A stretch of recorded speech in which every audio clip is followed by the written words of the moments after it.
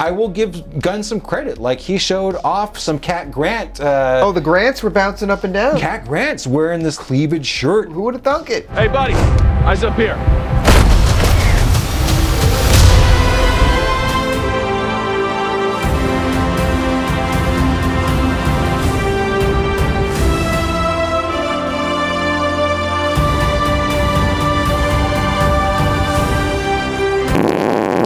I have been dreading doing this review all fucking day. Right? We saw it last night, and the consensus was this is going to be a really tough movie to talk about. It's so hard to review. When I think about the movie and like my feelings about it, I'm confused. Yeah. It's a confusing Sexually. movie. That's funny. Yeah, because like we didn't think it was terrible, but it wasn't really good. You know, it's got like its moments where we're like, oh, that's kind of cool, and then moments where we're like, that's fucking stupid. Yeah. So Yeah. with most reviews, like we'll kind of go through it in a linear fashion and kind of work our way through the plot and just kind of point things out. This, like, I don't think we're going to do that at all. This is probably going to be kind of like different with this one. We're going to kind of bounce around and just talk about whatever topic our current topic leads us into. Yeah, so apologies in advance if this ends up being meandering, but, you know, to our defense, it's just like the film. The film's pretty meandering as it is. Yeah, I mean, in terms of the plot, just summing it up, it's kind of weird. Yeah, he's been Superman for 3 years. He lives in a world where there are meta-humans. Fucking meta. I thought they were going to at least drop that. The metahuman thesis.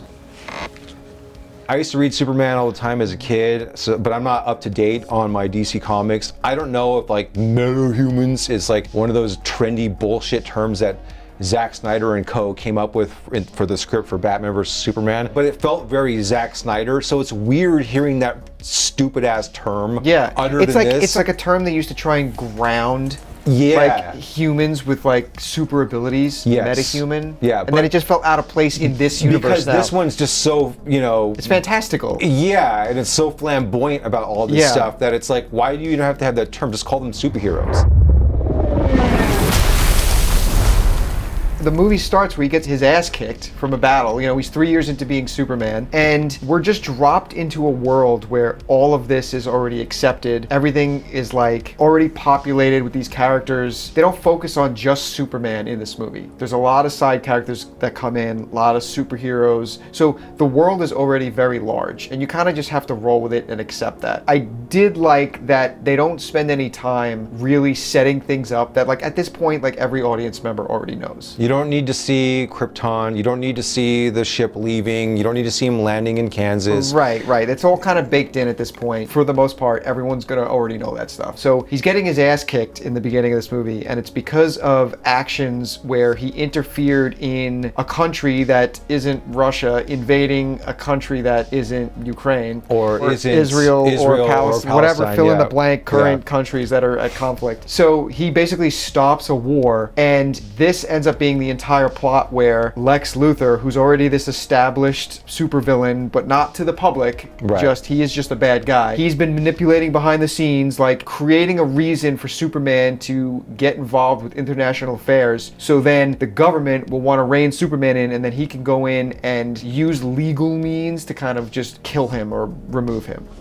Everybody got that? That's essentially the plot. That's essentially the plot. And it's so meandery and convoluted in certain areas that you kind of like lose track of that at points. This is like one of the only times I can say where we watched the film and we're like, this should actually be longer. Mm-hmm. It would have benefited from at least like another 30 minutes. A little more character development. Yeah, like there are some characters, some of the other superheroes in the world. You got Guy Gardner, Green Lantern, and you got Hawkgirl. But then you got Mr. Terrific, who is terrific. He's pretty terrific. The guy's fucking great, you know? But you have some of these characters that they did spend some time with, like enough time for you to kind of get the gist of them. But then there are a lot that are shortchanged. And most of those are, of course, the folks over at the Daily Planet. You got Perry White in this movie, played by the great Wendell Pierce, but he barely does shit in this movie. He's got like 2 lines in this movie. Shit, I had to try something. Cat Grant is in the background, but like, again, you don't even know that it's Cat Grant until someone says the name Grant at in the like movie. the end of the movie. Yeah. Close to. The only person there that's fleshed out besides Clark, and not even Clark really, but like Lois, he's got like one scene in the Daily Planet. As Clark Kent, yeah. But the only character that's fleshed out somewhat is Jimmy Olsen. Which was surprising, and also like kind of great. Well, it is great because I do like kind of where they went with him, but at the same time, it's just weird seeing nerdy Jimmy Olsen, who is nerdy looking in this movie, but he's like a total pussy magnet. Yes, he is. And I'm like, where the fuck did that come from? Yeah. It's a funny world we live in. It's not like he's like smooth talking with the ladies. No, the ladies just They just are drawn to him. They just want to bang him for some drawn reason. to his animalistic. His beta aura? Like, I don't fucking know. The ladies seem to love it, and he's got to beat them off with a stick. Sure. Full transparency as to like how we do these reviews. For the most part, we'll watch a movie and we won't watch or read anything because we don't want that to like influence us, how we talk about the film. This one was a little different though, and it's not like, oh, like I need to hear what other people are saying about it. It's more like I myself was just like perplexed as to how to talk about it. I was seeing how other people were talking about it, and the people that are kind of in our camp as like how we feel about it, they talk about it the same They're way. like kind of like we don't really know like how to talk about this. One of the things that I did hear from more of the camp that are into this movie, the two excuses that they're going to go to if you don't like this movie. One, you're a Snyder bro. Gee, I've never heard that before. Anything that James Gunn does, you're just going to like reject outright, whatever. And then they're also going to say that the problem that people are having with this movie is because every single Superman property that's on film and television up to this point has been sort of like this approach where you drop Superman into the real world and how does the real world interact with him? Can you imagine how people on this planet would react if they knew there was someone like this out there? And this movie does not take that approach. Everyone in this world that he's in just accepts it. I read Superman comic books, and that's how it is in the comics. Not as goofy as how this movie is, but just how everyone sort of... Yeah, it's a matter of fact. He's just there. There are super meta-humans in this world, and it's just a matter of fact. So I can walk into a Superman movie that is different from the rest and separate that. I'm not having that issue. My issue is this movie's fucking goofy and weird.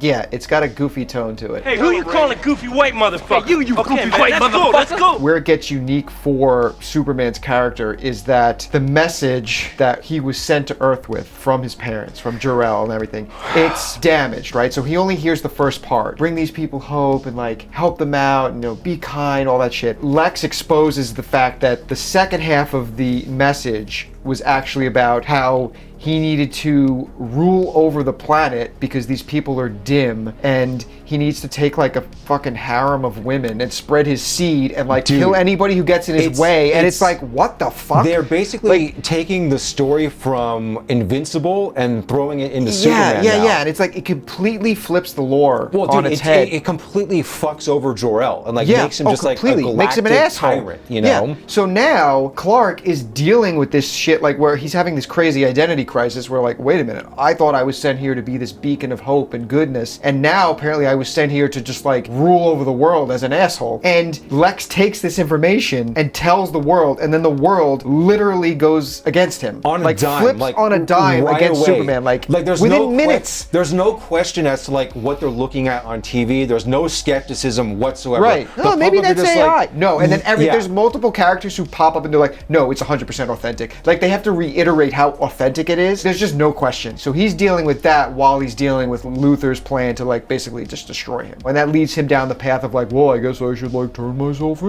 And then this is when like we start getting like the other characters coming in who need to help him. And it really starts to put Superman in a back seat in his own movie. Yes. First of all, his power level is weird because he's always getting all his over the fucking map. ass kicked in this movie. Yeah. This is his pose in the movie.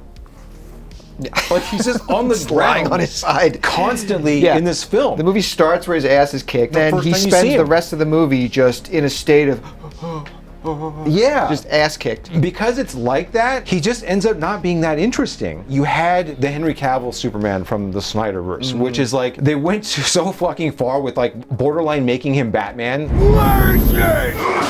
Where are we? He's just so stoic, so emotionless. Yeah, you lose that kind of like that beacon of hope, Yes. that optimism, Yes. that American optimism Yeah. is not in that character. And there are a lot of things that I liked about those movies. Yeah. But even if you blow Zack Snyder, you can't deny that American optimism is absent from that character. Right. It just is.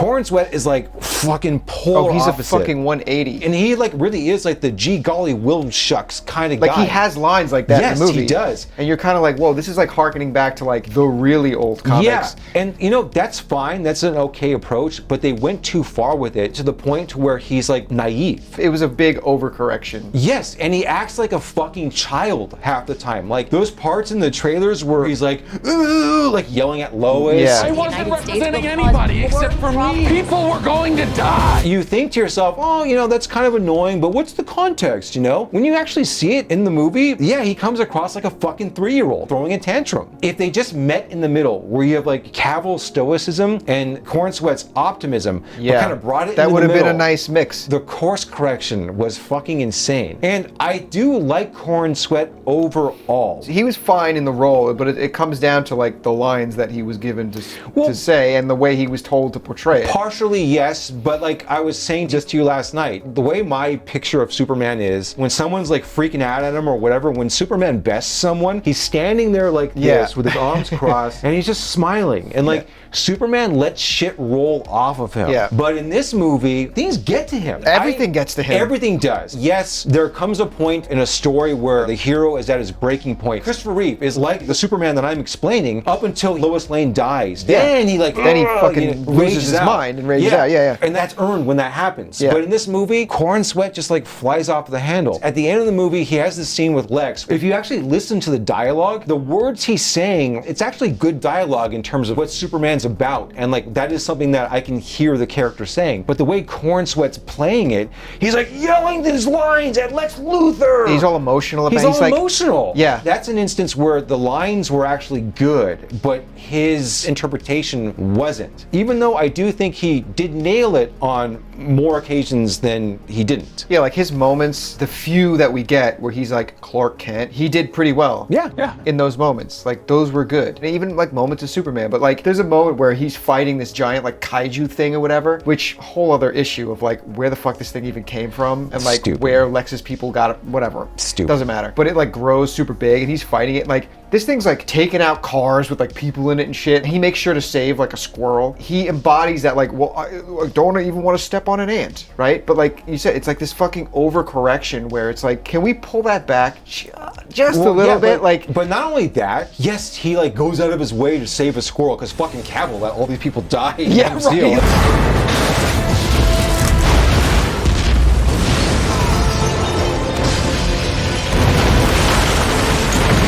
But that being said, yeah, he goes out of his way to save a squirrel, but literally seconds before that, you see the kaiju's tail. He takes out all these fucking cars on the street. Anybody in those cars? So he prioritized the life of the squirrel over those people in the car? What the fuck? And it's like, you don't need to show Superman saving a squirrel to course correct because of Man of Steel. He saved us. That's how ingrained Man of Steel is to this day. It's been like 12 years since that movie came out. Right. But people still have PTSD of that third act. City scene. Yeah. Exactly. That's what I was thinking the whole time. Like even in this movie when the pocket dimension like breaks out and starts like tearing Metropolis apart, it's like, oh shit, it's heading to the city. We got to evacuate Metropolis. And then within like 10 minutes, the whole fucking city's evacuated. Yes. Not a single person can die in Metropolis this time. Yeah, there's no stragglers or anything. Get the fuck out of here. Yeah. That would take so long to evacuate a city like that. That's some bullshit. Even though there is the course correction, and even though this is a different Superman, there are echoes from past films, even Man of Steel and Batman vs. Superman in this movie. Yeah. Like the whole idea, like the geopolitical nature of Superman, like if he were to intervene, how does the world react to that? Now, this movie didn't get all fucking like faux philosophical the way Batman vs. Superman did, but they still addressed those themes in it. Yeah. And so it's like, why are you treading on this territory that's already been covered before? Done it. Yeah. Yeah. Especially when you are claiming that we're doing something entirely different this time. Right. They even retread a little with Lex's shit too. They love giving him like real estate motives. Yeah, like Superman 1, real estate. Superman Returns, he creates that bullshit island out of The Kryptonite Island. That movie fucking sucks. Yeah.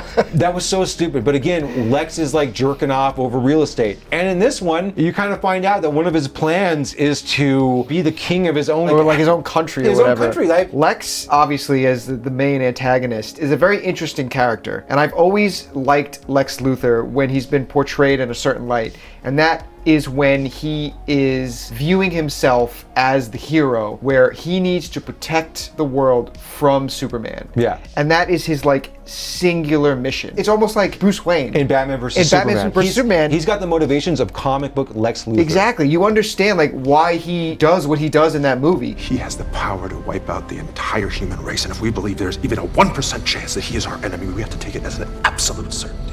That is so much more compelling as a villain for Lex Luthor. And then he, you know, has all his like resources that he uses to just go after Superman. When they start bringing in like all this other like evil shit he's doing and nefarious shit, it kind of takes away from that motive in terms of like the audience being able to relate to it. In this, he's just like this unhinged nut job. Yeah. And it's like, how the fuck did you rise to this level if you're this crazy? Wonderful.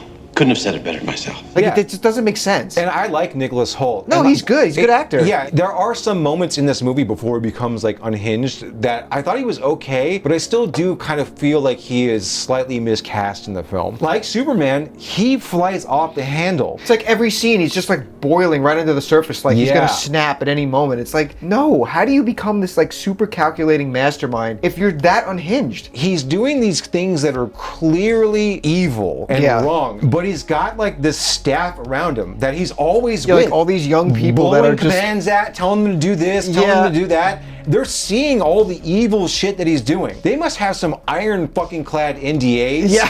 You know what I Seriously? mean? Like, it's gotta be insane because there's no way that none of these fucking, and they're all like beta Gen Z people. you Yeah. know, they would leak this shit. Like, Right, somebody would have. Someone would like, you know, he would like say something about them going on one too many coffee breaks and they get upset and like post it on social media or some bullshit, you know? Well, that's where you get Eve, who Yeah. is his girlfriend, which Eve like, Tessmacher. Eve Tessmacher.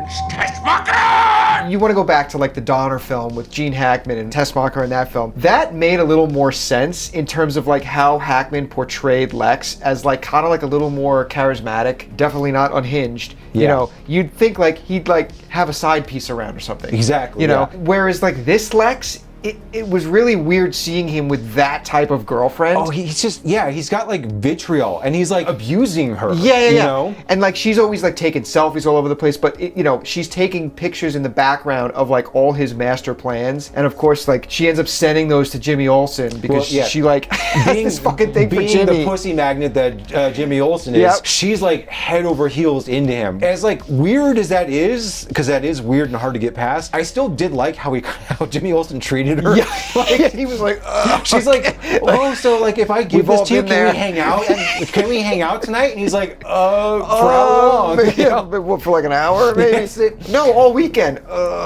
That shit was hilarious. Those interactions were funny. Yeah. Those worked really well. He's using Miss Tessmacher to like get the intel on Luthor to bury him. Which, you know, she ultimately does. Yeah.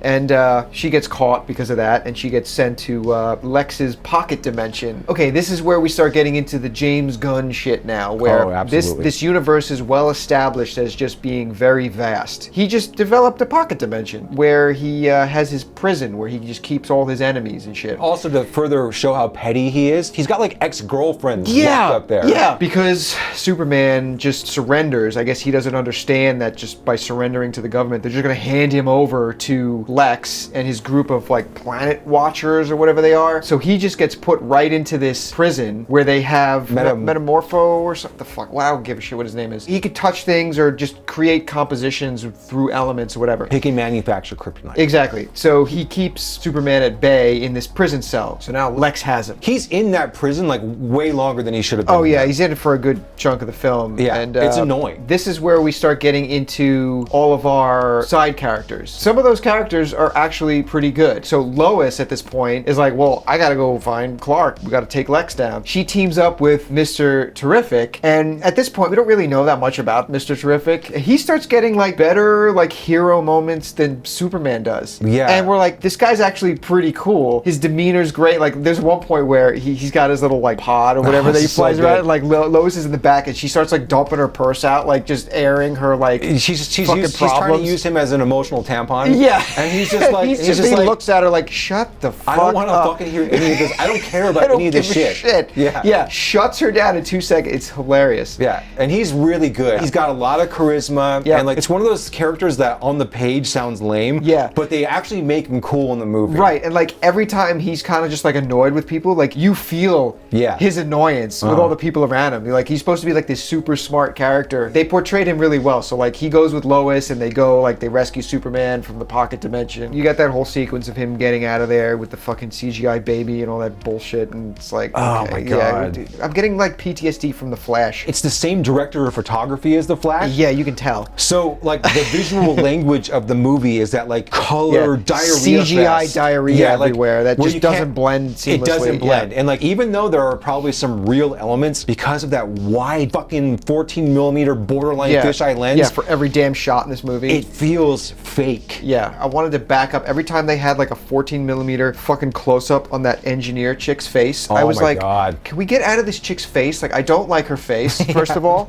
And like, then she starts speaking and it's even worse. And I'm like, can we just get away from this character? She was probably the most annoying character to me in the film. Oh, she was. And part of that's because of the way they film her. Yes. Can you just back up like 6 feet and shoot her with a 50? Corn Sweat's got the jaw, he's got the Superman look, but with that lens, it makes his nose look fucking big and his like jaw distorts back your in. features. Yeah, you look stupid. I really don't like that look. No, it's terrible. That shit aside, there's a point where Lois takes him back to recover after he leaves the pocket dimension to Smallville, so he can convalesce with Ma and Pa Kent, who look like they're gonna get one of those motorized wheelchairs when they go to Walmart. They really leaned hard into his parents being like special needs. They are a Hollywood fucking elite's idea of what people in Kansas are like. They're just like redneck inbreeders, basically. Ma Kent, she's like talking on the phone to him, yelling and screaming in the phone. Like cell phones haven't been around for fucking 20 years now. Right, and even if you want to say like, okay, she's not good with technology, it's just like the way she's acting, she just comes off really stupid. They shortchanged them big time. And like, I would say, oh, I would have liked to have seen more of them, but because of the way they present portrayed, like, no, I don't want to see them. They seem like nice enough people. Yeah. But again, man, I was not expecting that approach with them at all. As soon as they started talking, I was like, what the fuck is this? Yeah. I cleaned your boots. I'll go get them for you.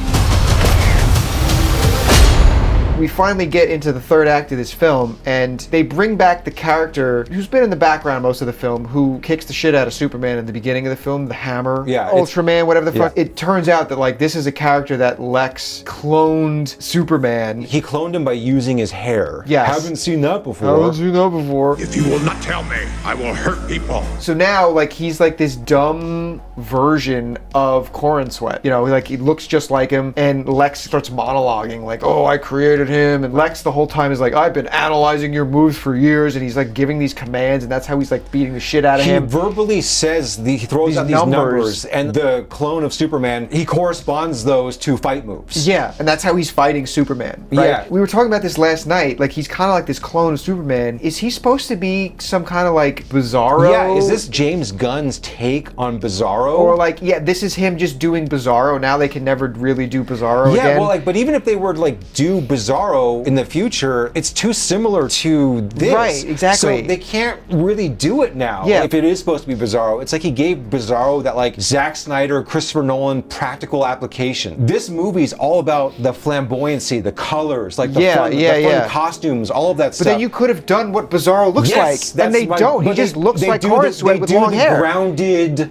Bizarro. Right. If you're gonna do that, like it's total speculation that he's Bizarro. Yeah. But make him look like Bizarro then. Make him look crazy and fucked up and like all weird. Okay. Well, he gets sucked into a black hole. Maybe he'll come back eventually. And like, all fucked the up. The effects of the black hole are what make him Bizarro. All right. You know? Maybe. Maybe fuck yourself. So he beats fucking Bizarro Superman, and then at the same time, Lois, using Jimmy's info that he got from Eve, they expose Lex and his plan, and they immediately send it out to the world, and the world immediately is like, Lex Luthor is the villain Lex the Luthor whole bad. time. And then Superman shows up, has his temper tantrum. Lex cries. They lock Lex up, and now he's known to the world as like this really bad, evil guy. I was surprised that they outed him like that to the world so quickly especially at the end of this like first film in this DCU series, because it doesn't really allow him to, if you're gonna eventually make him president or like whatever, that now it's like he's kind of like relegated to just, the world knows he's insane. yeah, so